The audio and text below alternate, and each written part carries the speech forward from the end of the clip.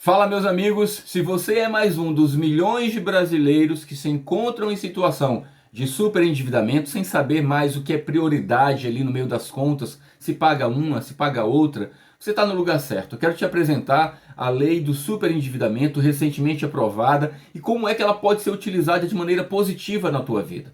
Quem acompanha o nosso trabalho aqui ao longo de alguns anos sabe da nossa luta pelos menos favorecidos. E você certamente, que vem acompanhando aqui o nosso dia a dia, sabe que é possível sim aprovarmos leis efetivas que possam tirar o brasileiro, de um modo em geral, da situação precária em que ele se encontra.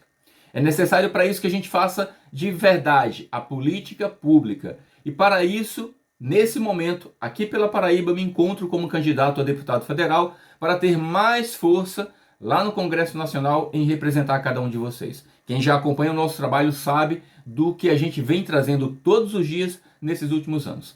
A lei do superendividamento, que eu estarei apresentando agora através do meu amigo Sandro Lúcio Gonçalves, que também está candidato a deputado federal lá pelo estado de Minas Gerais e que precisa do seu apoio, você que é mineiro, você que vota em Minas Gerais, para que nós possamos colocar em prática a bancada do aposentado lá no Congresso Nacional. Somente dessa forma teremos voz efetiva dentro do Congresso para que você possa realmente ter os seus direitos respeitados, garantidos e também que possamos dessa forma ter espaço para lutas que trarão certamente mais benefícios para vocês. Preste atenção na explicação do Sandro sobre a lei do superendividamento, você vai entender o quanto é necessário nesse momento que pessoas como nós possamos continuar representando cada um de vocês. Vamos lá, pessoal. Existe uma lei que foi aprovada a duras penas, levou mais de 20 anos para aprovação. A gente teve que aproveitar de um momento triste do mundo, que foi a pandemia, para poder esfregar na cara de quem está à direção do poder, né, dos nossos governantes, que o problema do superendividamento é um problema congênito e a gente conseguiu, enfim, a aprovação da Lei 14.181. Essa Lei 14.181, ela ficou conhecida como a Lei do Superendividamento. Então, ela altera o Código de Defesa do Consumidor e altera o Estatuto do Idoso, estabelecendo regras para combate ao superendividamento. Inclusive, trazendo aí no seu bojo aí mecanismos de educação financeira, dentre outras coisas. Mas o que você precisa saber, o importante dessa lei, é que ela sim, ela te garante a defesa contra o superendividamento, inclusive com a possibilidade de suspender o seu consignado por 120 dias. O artigo 54A da lei do superendividamento é o que trata da prevenção ao superendividamento e ela traz aqui o que é o superendividamento. Ela diz que entende-se por superendividamento a impossibilidade manifesta do consumidor, pessoa natural de boa fé, pessoa natural, diga-se, CPF, tá? Existe uma lei semelhante que protege empresas. As empresas são protegidas contra o superendividamento dentro da lei de recuperação e lei de falências.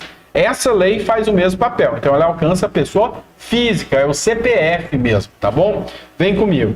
Então, entende-se superendividamento quando essa pessoa consumidora tem dificuldade em pagar a totalidade de suas dívidas de consumo exigíveis e vincendas. Aqui, diga-se, não é aquela dívida que já venceu.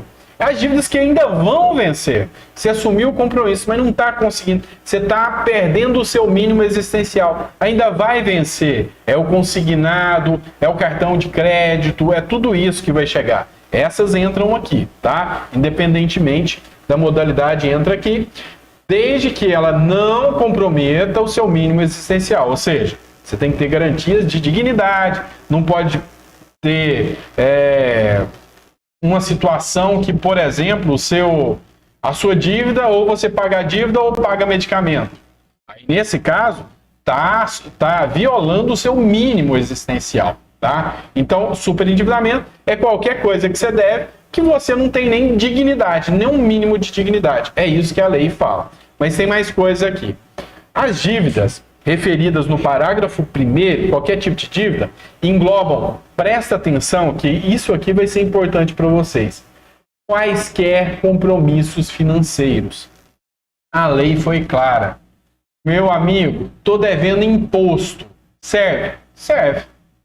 Meu amigo, tô devendo consignado. Serve? Serve. Tô devendo cartão RMC. Serve? Serve. Doutor, empréstimo pessoal? Deve, gente. Dívida de condomínio? Serve, gente. Qualquer tipo de dívida.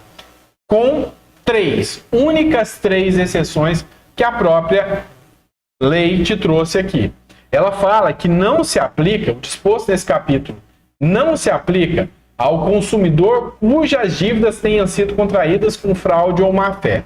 Tá, você já contratou para dar o calote. Aí, meu amigo, rapadura é doce, mas não é mole não, né, meu irmão? Aí também você tá querendo demais. Então, se você já contratou para não pagar e o seu credor conseguiu comprovar, juiz nenhum vai te dar ganho de causa.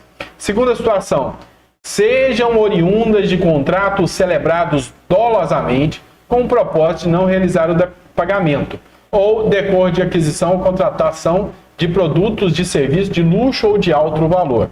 Então, as dolosamente e as de luxo e de alto valor também não se aplicam.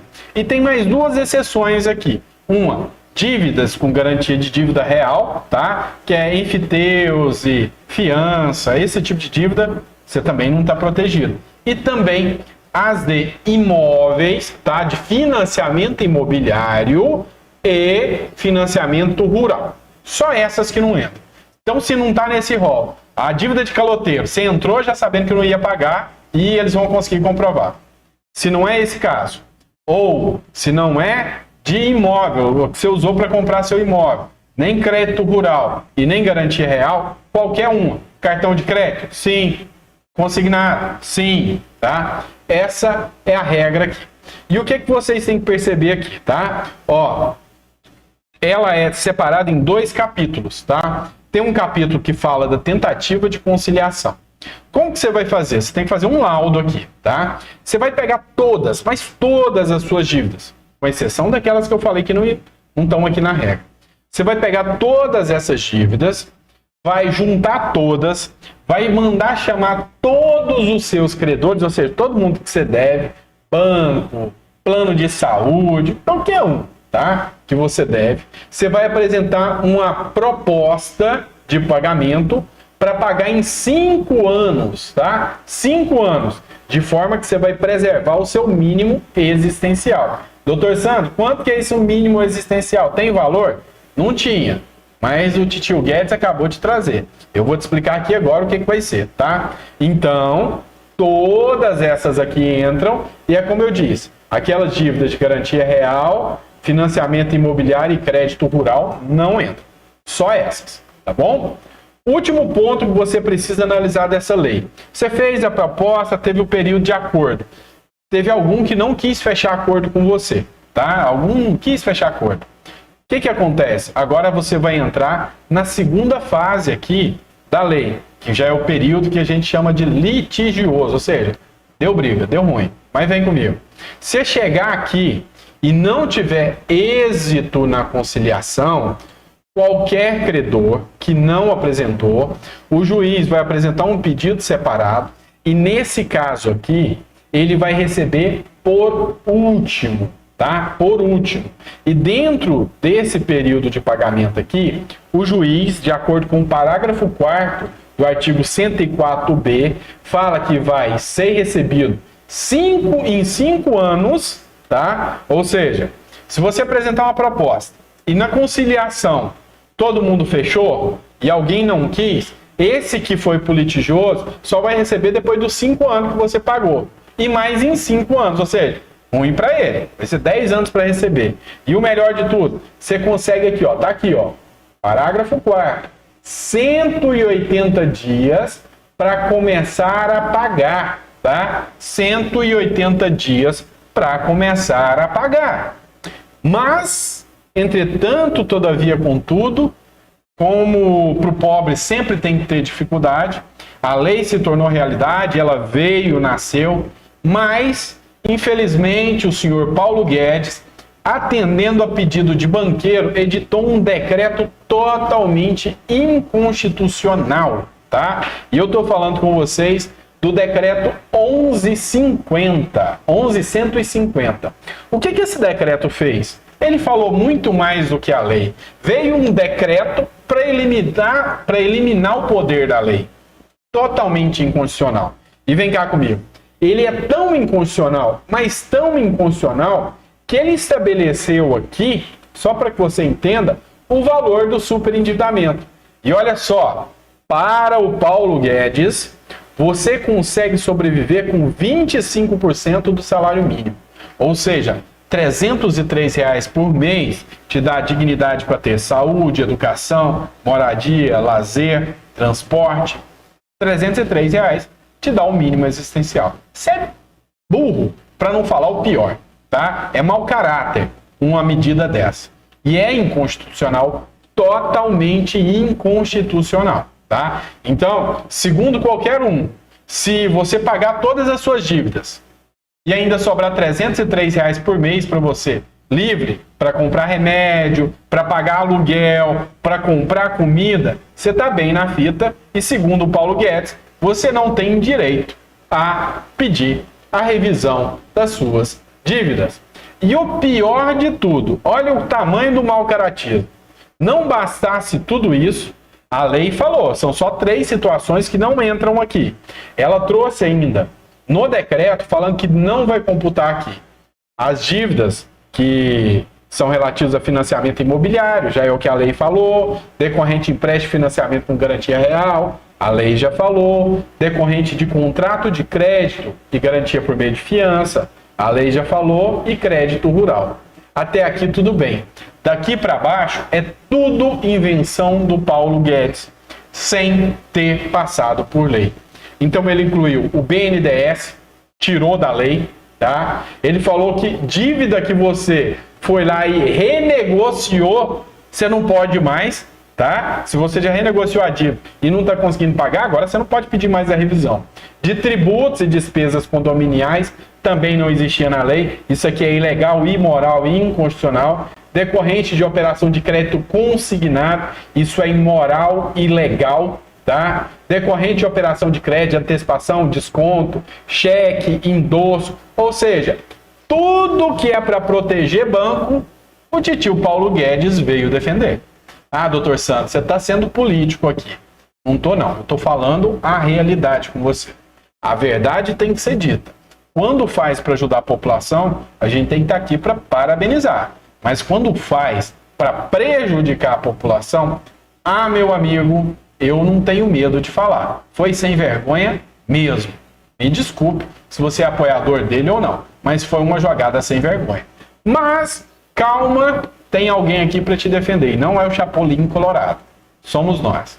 A gente, na última ida a Brasília, teve uma reunião com a associação e o conselho do Ministério Público e da Defensoria Pública. E para vocês, dá uma olhadinha que beleza, já estamos no STF questionando o decreto que fixou em R$ 303 o mínimo existencial e também questionando no STF a questão dos novos tipos de empréstimo que foram delimitados. Doutor, mas então quer dizer que eu não posso entrar com ação mais, é isso? Errado. Pode entrar com ação, sim. Ah, doutor, eu estou com dúvida. Tá aqui, ó, tira a dúvida. Estou com dúvida, doutor. Mas se você falou que tem no decreto, quer dizer que eu não posso entrar com ação? Pode sim. Na própria ação que você der entrada, você já pede a ilegalidade e a inconstitucionalidade do decreto. E, meu amigo, taca ali pau em cima do consignado, de imposto, de condomínio e do que mais tiver te tirando o mínimo existencial. Eu acho que o mínimo que a gente tem que ter é uma população digna, né? Ninguém gosta de ver o brasileiro passando fome. Então, assim, esse decreto é imoral, é ilegal e a gente precisa sim mudar essas regras aqui, tá bom? Eu espero que você tenha gostado do vídeo. Se você gostou, se achou esclarecedor, você vai mandar o dedo no like, vai compartilhar para o maior número de pessoas e já sei, tomou uma decisão. Vai me escolher para estar lá dentro te defendendo. Se a gente já está fazendo muito aqui de fora, lá dentro a gente é uma locomotiva sem freio. Espera para ver o que vai acontecer, tá bom? Grande abraço, fica com Deus e até o próximo vídeo.